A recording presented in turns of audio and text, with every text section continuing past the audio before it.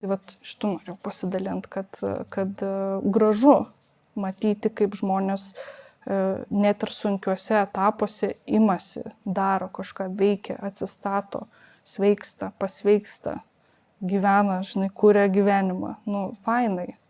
Tikrai prasminga tas, sakykime, savo kūno, savo veiksmais sukurti kažką fiziško.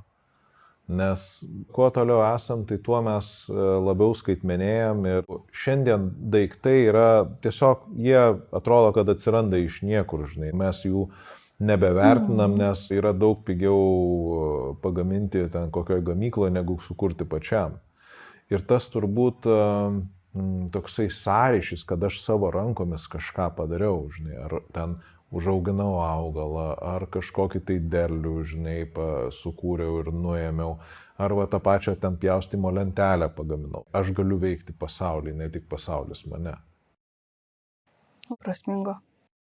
Dar truputį ir susigraudinčiau, žinai. Nu, iš tikrųjų. Bet vėl mes grįžtam prie paprastų dalykų. Tai yra paprasti dalykai. Ir atrodo, tai negi mes kaip žmonės to netenkame. Ta prasme, viskas tvarkoja su technologijom, skaitmenizacija, viskas tvarkoja. Bet vėlgi ta riba, ne, kad atrodo, o čia kalbam apie paprastus dalykus.